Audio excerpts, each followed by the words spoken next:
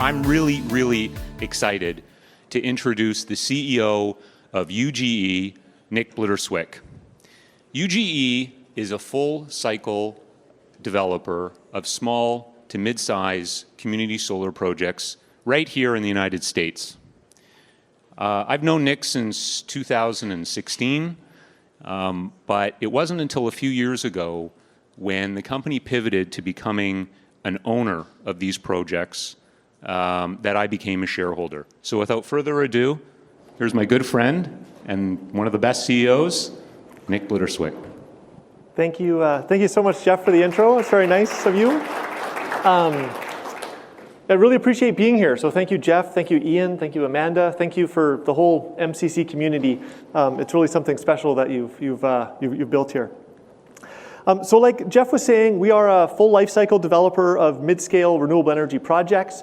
Like Jeff mentioned, over the last few years, we pivoted to starting to develop, build, own, operate these projects, and we're building up a diversified portfolio of these projects across the US. On average, targeting unlevered after-tax IRRs in the range of 12% by focusing on this full life cycle approach and the mid-scale projects that we focus on. Over the company's history, so I started the company about 14 years ago. Over those 14 years, we've completed over 750 projects across the United States. We really know what makes a good project and have had a lot of experience doing so. For most of that history, we were a one-time revenue company developing, building projects for corporates and other developers of projects. But around the beginning of this decade, we pivoted to start building up the IPP model of owning our own assets. And as we'll see as we go through the presentation, we've really seen the company take off as a result. There's also like a real feeling of being in the right place at the right time right now. There's all that experience we have, and there's all the tailwinds behind the industry. The industry was already accounting for almost 50% of all new energy capacity being installed in the US before the IRA, but the Inflation Reduction Act, which came out just over a year ago, has provided a really significant boost to the industry, and in particular, the types of projects that we develop. Just briefly on the company, from a public markets perspective, we're traded in Toronto. We only have 33 million shares outstanding. More than a third of those are insider owned, and most of that third are under a voluntary share lockup. So you don't see any insiders selling. You do see insiders buying. We're very committed to the long-term trajectory of the company here. Very clean balance sheet and cap table, and a number to keep in mind as we go through this: Canadian dollar market cap in the 40s, US dollar market cap in the 30s, which really pales in comparison to the opportunity here in our eyes. So when we talk about a full life cycle developer, we're within an industry that is still quite fragmented. You have developers that develop and sell. You have EPCs that build projects for other developers. You have funds that buy projects from developers and hire EPCs to build them, etc. So it's very fragmented. In the mid-scale space, we really believe that this integrated full life cycle approach is how you win. It's taken us a long time to build up the full end-to-end aspect of this. But again, as we'll see by the charts of our growth, it's led to us really taking off here in the last few years. Part of that is because of the fantastic team that we've built, both from experience at the company as well as experience we've brought in. I won't go through each individual person here, but if you take some time offline to look through it, I know you'll be also impressed by the level of talent that we have on our roster. Just at a high level, when we say full life cycle, you'll see on here experts left to right, originating projects, finding off-takers for projects, developing projects, engineering projects, project managing the subcontractors who build them, the project finance and project structuring, the capital market side, and the asset management. So really the platform and the team are in place, and we're heads down executing on the vision here. In terms of the competitive landscape that we operate in, I've already said once that it's quite a fragmented industry in terms of the life cycle being broken up by different types of companies. We really believe that we're the sweet spot by being able to get the best of both worlds through our model. So the left side of the Venn diagram tends to be developers that will develop and sell those projects for a one-time gain. The right side tends to be funds that are buying projects, holding them long-term, like the IPPs that are out there. By us combining our approach, we're able to tackle markets effectively, efficiently, develop good projects. We know what a good project looks like, and we capture something called a developer fee, which I'll come back to in a moment, which gives us short-term cash flow from developing these projects. But then we're also very well aligned with our investors for the long term by holding these projects for 25 to 40 years, which is their lifetimes. We're aligned with the purchasers of the energy. We're aligned with the hosts that where the projects are built, and we're aligned with our investors from that perspective as well. For the business, there's two really important dates that we talk about a lot. NTP is the start of construction. COD is when a project commences commercial operation. So those two dates are when the development work is done, and then the second one is when it starts to produce that recurring revenue. I give that background because if you follow those projects through, a typical, like our value creation framework, if you will, we invest about 3 to 10 cents per watt to create a project. We hit NTP, we start building it. At that point in time, we take out on average about 40 cents a watt, so we're already in the kind of 4 to 10 times gain from that perspective. And then we're capturing 25 to 40 years of recurring revenue at an average of 21 cents per watt. I'll talk more about our development pipeline and backlog in a little bit, but as of our most recent quarter, we had 348 megawatts of backlog. On those specific projects, that would mean 139 million of developer fees as we build those projects out the next few years, and then an ongoing recurring revenue stream of 73 million. And I should say that's all US dollar figures. And so like if you keep in mind our market cap, the developer fees alone right now are 4 times our current market cap. 2023 has been a really good growth year for us as the portfolio matures. This is a portfolio of 4 projects in Maine that we're building right now. 2 of them are just in the final weeks before they get turned on. If we use that portfolio and look at the numbers there, over a few years, we invested just over $300,000 in those projects. We're taking out $4.7 million as those projects are built out, and then those 4 will have a $1.6 million on average recurring revenue stream, those projects over an average of 35 years. And so just, I won't spend too much time on this slide, but if you just take time to get to know the pipeline and the backlog that's flowing through our quarterly disclosures, you'll see how this recurring revenue stream is really going to ramp up as those projects reach commercial operation. This is just the first 100 megawatts, which is only 28% of our backlog right now. And we've been averaging gross margins of about 90%, 90, on our recurring revenue. So like from a growth perspective, the company's really been growing the backlog significantly here the last few years. Since we made that pivot or the completion of the full life cycle that we talked about off the top, each year we've set a goal for backlog growth. Each year we've exceeded it. We had a goal this year for adding 100 megawatts. We were at 96 halfway through the year, so you can be assured that we're going to exceed it this year as well. We do report on the overall pipeline.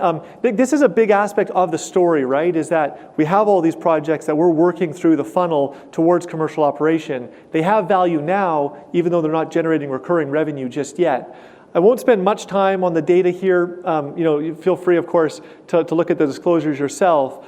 The 2 things I'll say, number 1 is the backlog is about 1/3 of the contracts we have right now to develop projects. So the backlog is the more mature aspect of our pipeline that we're developing. And then number 2 is that we also are very well aware that for the company, it's really important to start seeing the projects hit NTP and even more so commercial operation, see that portfolio scaling up. And so that's really what the team is most focused on right now. In 2023, the left graph is the assets that are in construction right now. The right side is the operating portfolio. Those 2 combined have grown 5.5x, June 30th this year over June 30th last year. So the maturation of that develop, build, own, operate pipeline is really starting to come to fruition, and we're expecting to see these numbers grow really consistently here in the quarters to come. And lastly, on our backlog, as part of our quarterlies, we put out a supplemental disclosure file, and this is our expectations on green being the NTPs, when these projects in our backlog will commence construction, and the gray line is our commercial operation, our operating portfolio, with 100 megawatts being a medium-term goal that we have. And after that point, we'll be looking to add 100 megawatts operating per year thereafter. I know a lot of you aren't solar specialists, so let's talk a little bit about these types of projects to get a little bit more familiar with them. Jeff off the top introduces as a community solar developer, and that's a common description of UGE because the lion's share of our solar projects are community solar. In a nutshell, what community solar is one project to multiple off-takers. So this could be on the roof of a distribution center. It could be a ground mount project. It could be a large carport like over the big parking lots that when you look outside your room there. The reason this is important is because 80% of households and well over 90% of businesses can't install solar themselves for reasons you can imagine: apartments, condos, rentals, etc. So what community solar allows us to do is produce these, build these community solar projects, divvy up the energy to subscribers. Those subscribers get clean energy and a discount to their grid rate. So they save money, they go green, everybody's happy. And the social impact side of things has meant that there's a lot of regulatory support to grow community solar. It's actually the fastest growing part of the US solar industry, and we've been a pioneer really the last 6 years since this started getting off the ground. And I should say with the Inflation Reduction Act, there's a lot of specific adders to the investment tax credit, which are targeted towards the types of projects we do with community solar. Some of you will ask, well, what about the intermittency, et cetera? Well, battery storage, my favorite stat on battery storage is that in 2022, there was more battery storage installed in the US than new fossil fuel capacity. So in terms of the hockey stick curve of battery storage, we are past that inflection point and we are not looking back. It's scaling really quickly right now. UGE has all the expertise needed to develop battery storage projects. We know interconnection, we know permitting, we know engineering, we know procurement, et cetera. And so this has become about a quarter of the projects that we're developing as well. And then lastly, on the commercial and municipal PPA side of things, kind of consider that a traditional type of solar project. One project, one buyer of the energy through a power purchase agreement, and it's a smaller piece, but we still have some of those projects as well. I purposely covered this on the last slide, so I'll move here. In terms of 3 project examples, the one on the left is a project in Texas. This one was turned on in January. This one serves directly through a PPA, a town on the outskirts of Austin. The middle one is a community solar project in New York. This is on a distribution warehouse just north of the city for the community solar program in New York. And on the one on the right is a project just about to be turned on in Maine through their community solar market. That one is on a capped landfill, which aside from sounding nice, also gives you an added investment tax credit, which makes that project that much more lucrative as well. Lastly, before we go to the fireside chat, there are 4 analysts that cover the story, 3 in Canada, 1 in the US. I'm sure that all of them will be happy to share their research and take a call from any of you as well.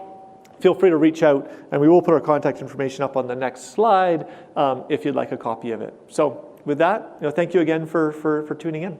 Let's start off with your experience. You mentioned that it's been 14 years, over the 14 years that UGE's built 700 projects. So yeah. That's a lot of projects. How has this accumulated experience helped you, kind of get to this point that we're at? Yeah, I think that there's probably 2 sides that come to mind. Number one is, we really know what a good project looks like now, right? I mean, we were developing projects for other large developers for a long period of time. And going through that process of getting a project approved to get your last payment is a long, arduous process. We really got to know what makes a good project. But then the other aspect is, all that expertise we developed over time, I think put us in a really good place to capitalize on all the tailwinds that are in the industry right now. So, I talked a little bit to the team earlier, but yeah, just the platform and the team are in place. It's just heads down executing on the opportunity now.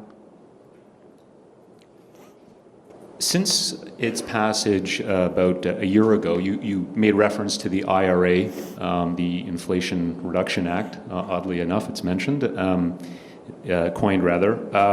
It's supercharged, if you will, the already robust economics for community solar. Can you talk to us a little bit more about that? Yeah, I think so the Inflation Reduction Act, depending on how closely you follow it, it is the most significant piece of legislation for climate and renewable energy around the world, full stop. And I don't think that the capital markets have really come to terms yet with how significant it is. And there's probably an aspect of that some of the guidance has still been coming out to finalize how you take advantage of some aspects of it. It does touch on a lot of things not related to UGE, like electric vehicles, hydrogen, blah, blah, blah. But with respect to UGE, it really comes down to the investment tax credit, which has been around for about 20 years. It was actually, again, funnily enough, brought in by President Bush about 20 years ago. And it's given us a very long-term pathway with the ITC. It'd have to be extended every few years up until now. Now it's extended for at least 10 years. And there's these adders that say, okay, if you develop a project that's on a landfill, you can get an additional incentive. If you use domestic content, you can get an additional incentive. Low and moderate income communities, which fit community solar exceptionally well, you can get this added incentive. So it's really significant. And I think that because of the kind of multi-year time frame of these projects, I think that it'll take a little bit of time for people to really come to terms with just how significant the IRA is. So as a follow-up to that, in just about 2 years, I guess, there's going to be a federal election here in the United States. Is there any kind of risk to the legislation being repealed? Yeah, I think that I guess I kind of had a lead in there talking about the investment tax credit, right? So the ITC was extended, or was put in place by Bush, extended by Obama, extended by Trump even, and then extended through the Inflation Reduction Act. So I think like the core that we depend on, we feel is in a pretty good position for the long haul. And I'll just say one aspect again, or elaborate a little bit further. So the IRA is 10 years, but it's automatically extended if CO2 emissions haven't dropped 70%, which they will not have if you look at any projections. So it's really a long-term incentive. Now, I personally wouldn't be surprised if IRA becomes a whipping boy if Republicans win the next election, but I think that'll be more around the margins, and the investment tax credit at its core should probably be safe. From an economic standpoint, maybe you can talk a little bit more about what does the ITC really mean, like in dollars and cents, and like how does that relate back to UG, and what's the benefit for the buyers of these credits? Yeah, so unlike other countries around the world, and like including Canada and the Ontario program back in the day, renewable energy policy in the US has really been a tax policy. It's been this investment tax credit which incentivizes you to create these projects. And because developers themselves don't have that much tax liability, there's this whole ecosystem to sell these tax credits. And that's kind of a simplified description of it. But in essence, you sell these tax credits to corporates and funds that have tax liability that they're offsetting, typically through what's called a partnership flip. So by doing so, you bring in capital instead of, like it would take the place of sponsor equity from UGE or bank debt or what have you. Just in terms of like putting a quantum on it, the base tax credit now is 30%. There are these adders that can increase it, but if we just use a 30% number, that's, if you know what you're doing, that's based on the fair market value of these projects. And so that can be, just ballpark, close to half of your CapEx on a project can be this tax credit. In some recent news releases that have announced the achievement of this NTP, and I'm not sure if you mentioned what NTP is, but it's notice to proceed, and maybe you can just talk a little bit about that. But before I finish my question, you talked about, in these press releases, about a tax equity evaluation. So can you, aside from the NTP, in addition to the NTP, can you walk us through why these tax equity, like how does the tax equity get established, and why is it a key part of the overall ecosystem? Yeah, so NTP, notice to proceed, in essence, as a developer, that's when all your work is done. Yes, the project needs to be built, but that's really considered kind of bread and butter work at this point. The development work is where returns are really made for a developer. So NTP, you have all the permits, you have the financing in place, the project has all the approvals necessary, it's ready to go. So that's why that's so important from a developer perspective. Now, when we get to NTP, so we have financing in place, including the tax equity, we will, so the way that tax equity works is there's like an IRS safe harbor that is kind of a 1-2 punch to solidify what the value of the project is. The first one is you have a third party provide an appraisal to the project. So these are companies like BDO, Alvarez and Marshall, Grant Thornton. There's a lot of these companies that have experts that focus on providing these appraisals for these projects. And then the tax equity investor comes in, and it's an arm's length tax equity investor, and they buy into the project at that valuation to capture the tax liability, if you will, or a tax benefit. And so by going through that valuation process, we're also therefore establishing, hey, what is the fair market value for these projects that we're developing? Okay, that makes sense.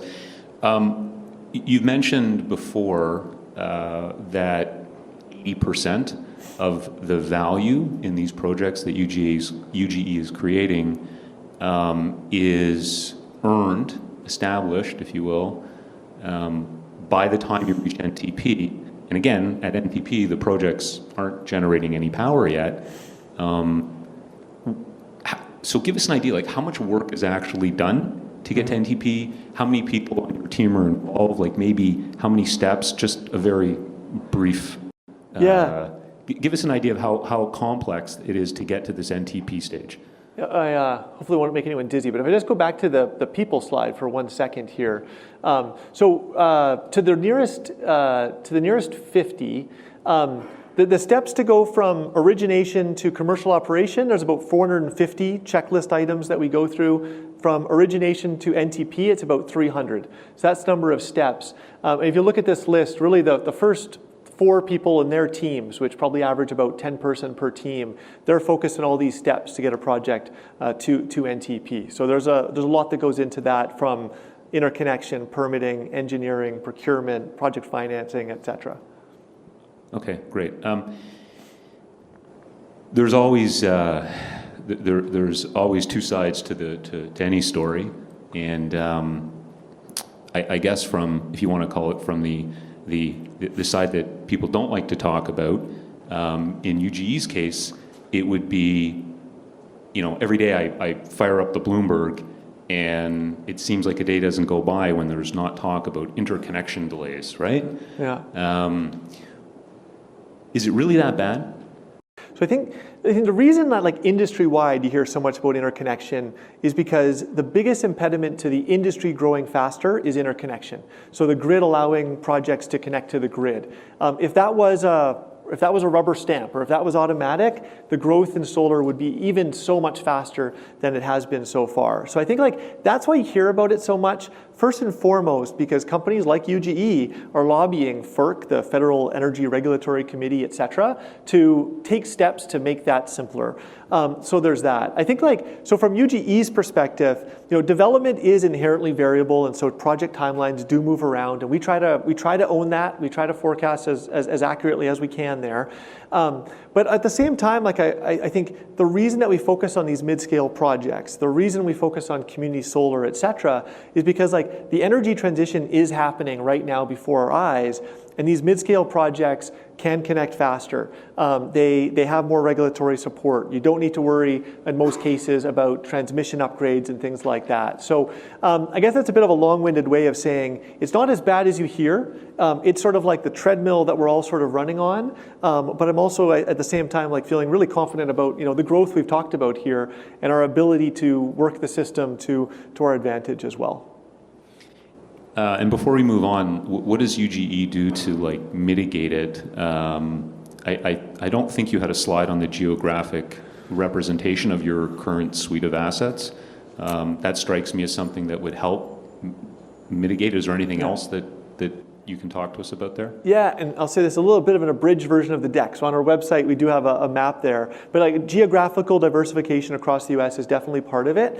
You'll see for example, folks who have followed the story, Maine had a new community solar program. We were in very early, have some very lucrative projects there, but the utilities just weren't used to approving solar projects yet. And so therefore that's moved slow. So being able to complement a market like Maine with more mature markets like New York and New Jersey and California and some of these other markets that are more adept at processing renewable energy projects. So that's something that's been kind of coming together here the last couple of years as the portfolio scaled, but definitely having a diversified portfolio is a big part of it.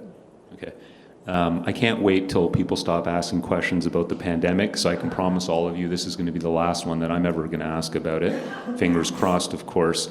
During the pandemic, all we saw were headlines about delays in the supply chain. Is there any impact on UGE's current business? No, so like last week was the RE+, which is the biggest solar conference of the year, and so like the trade winds have definitely shifted back in the developers' favor. So just like in projects that we had budgeted beginning of this year, we're averaging somewhere in the neighborhood of like a 10% cost decrease versus budget as we build out these projects, and timelines have come down significantly too. And then in addition, the domestic content aspect of the Inflation Reduction Act, which is a whole other aspect we probably don't have time for today, is leading to a lot of domestic production and shorter timelines too. So we're feeling pretty good on that front.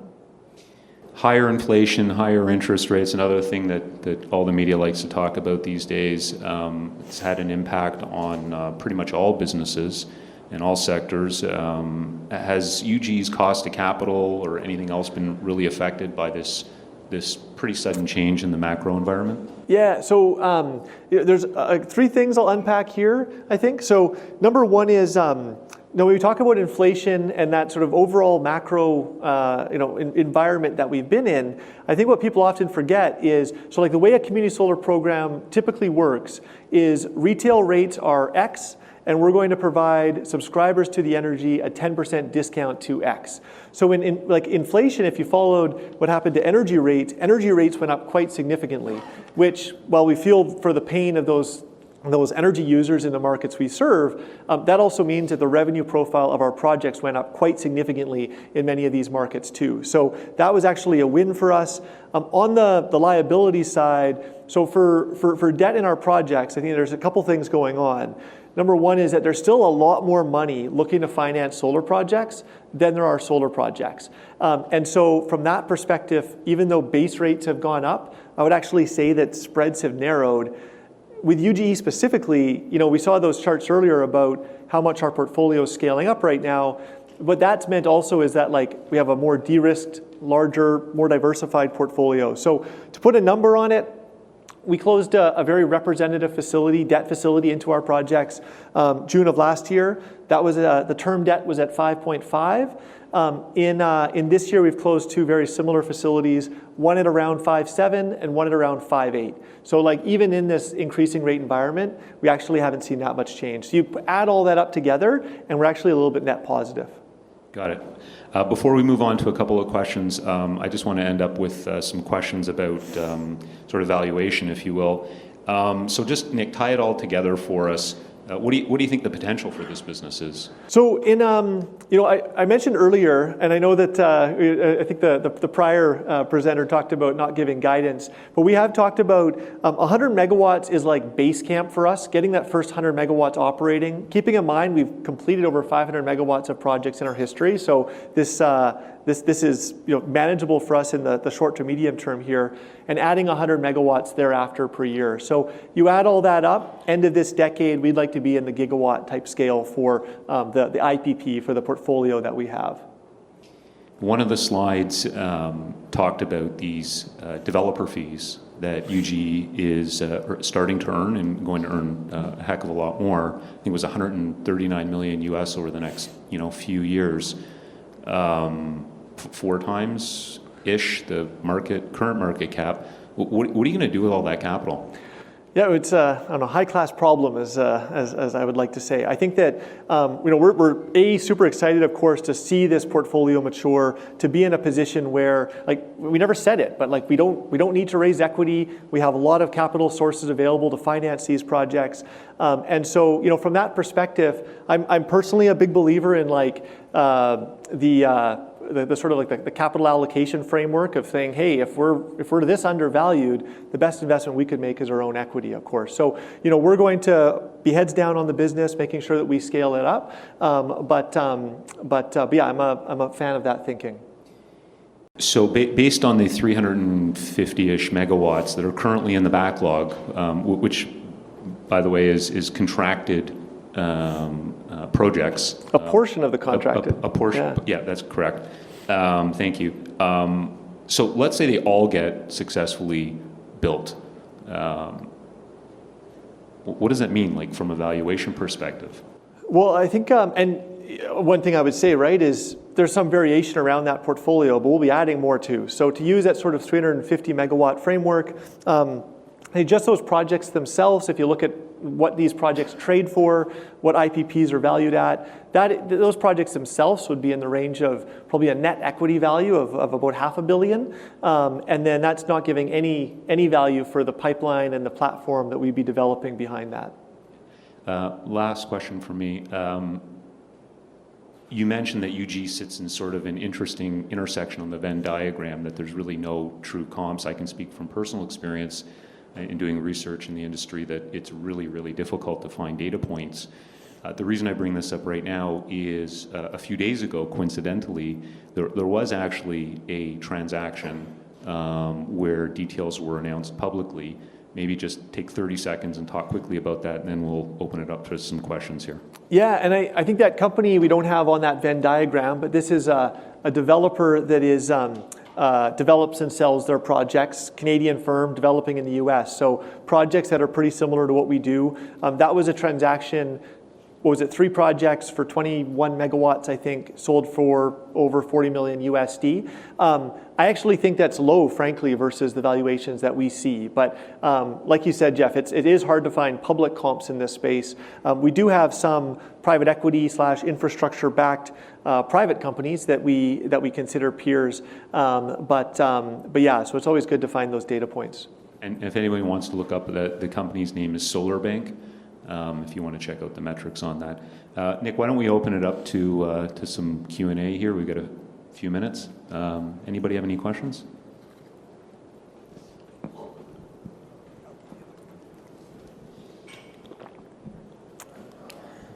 So as you ramp up here and projects come online, projects already in the backlog come online, you start generating tons and tons of cash. What are the variables that could make that not happen? In other words, I know something can happen to any one project in terms of a delay or a cancellation, but are there things that are more systemic where you just don't make the money that you thought you were going to make off this portfolio as it matures, either on the cost side or revenue side? Yeah, good question. I think we really covered the different risk factors in terms of cost of capital, inflation, the time scale. I think that's largely what it comes down to. Like the way we see our backlog, our portfolio, is just, it's a matter of us working as efficiently as we can across that time scale to get these projects through development and into commercial operation. As I mentioned, there's still, like there's a growing amount of capital still available for financing the projects and so on. We have a lot of sources now in terms of how we finance different types of projects, et cetera. So, you know, I would say we feel like it's a fairly low risk proposition actually in terms of us moving those projects through. It's just a matter of when.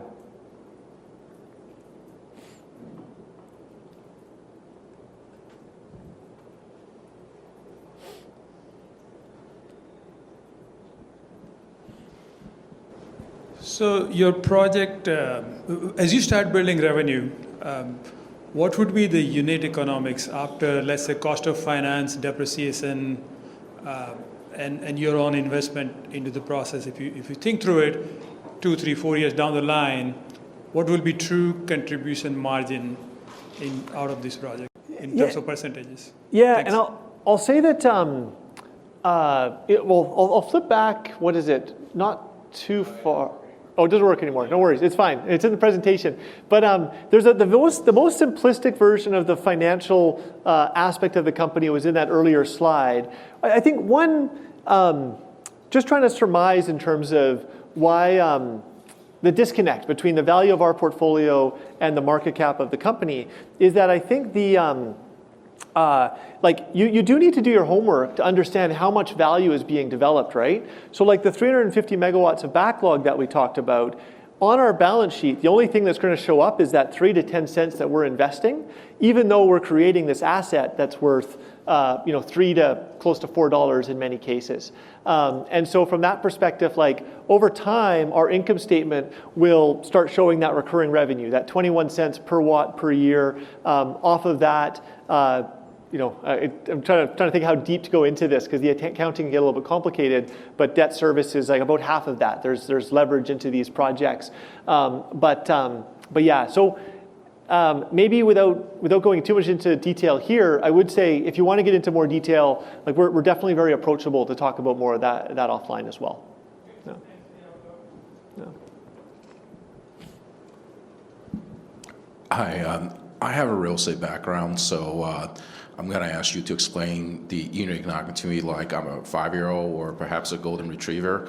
In the real estate development business, like a multifamily project, you develop to unlevered yield of 6%, and then you put whatever leverage you want on it. Now, there are some differences, such as, these are, according to you, 25 to 40-year life assets, especially with multifamily building could last significantly longer than that.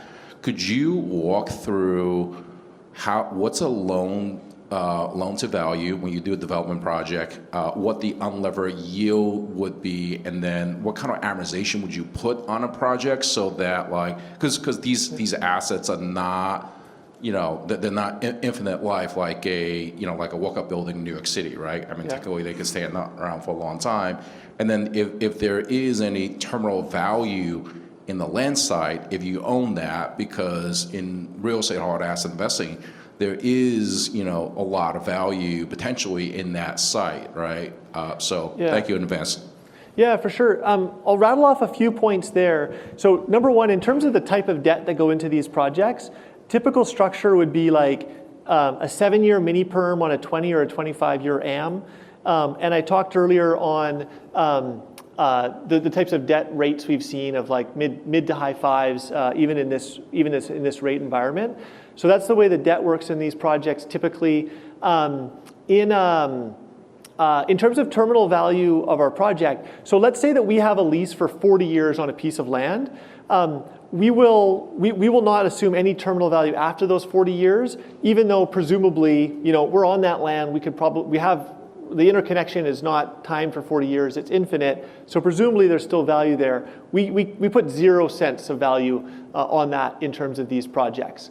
I know there was more to the conversation, to the question, but does that help, or is that? Yeah. What about the okay. So this part here, and going back to the developer fee aspect of the company. So when we're developing these projects, the unlevered after-tax IRR, we're averaging about 12%. On a levered basis, after we factor in that leverage that we were just talking about, and I always feel like I need to say this at least 3 times to someone new to the story, like our levered IRR is undefined. It's infinite, if you will, right? Because we actually take out a larger developer fee from the projects than the investment that we've put in 90% of the projects that we're developing. So when we get a project to NTP, we've lined up the tax credit, we've lined up the debt for the project. UGE is from more or less from that moment on, we're net cash flow positive. Where does UGE sit in that cap stack, right? Yeah. Are you the equity owner? So in virtually every case, we're the 100% equity owner.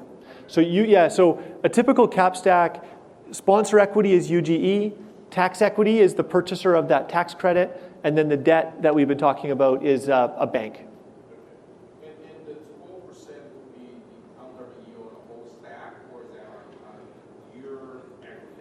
So the 12% after-tax IRR is the is like pre-leverage. So it's on the full stack, if you will. Yeah. Why?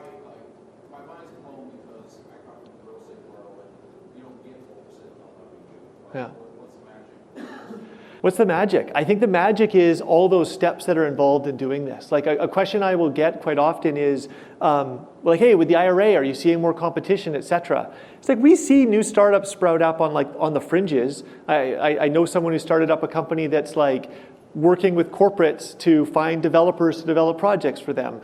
But to actually build out that like full life cycle approach that allows for that is difficult. And I think maybe the other thing I would say is the margin stacking given the fragmentation of this industry, is kind of to blame there too. So like on that earlier slide, there's a quasi-comp called Altus, AMPS on the NASDAQ. They primarily buy projects from other developers.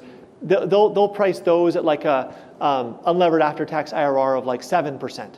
We're capturing 12 because we're also getting all that lift from being the developer.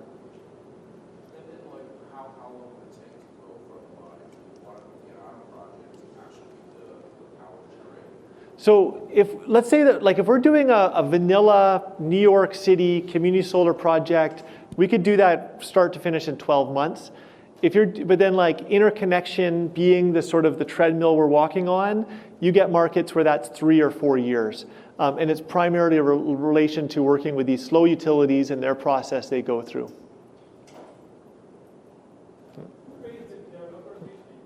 I'm sorry, pardon me?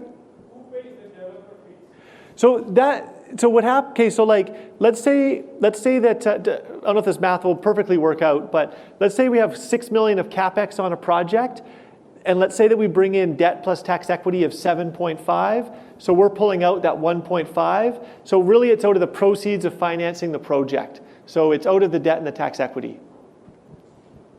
Okay, that's all the time we have. Thank you. Thank you.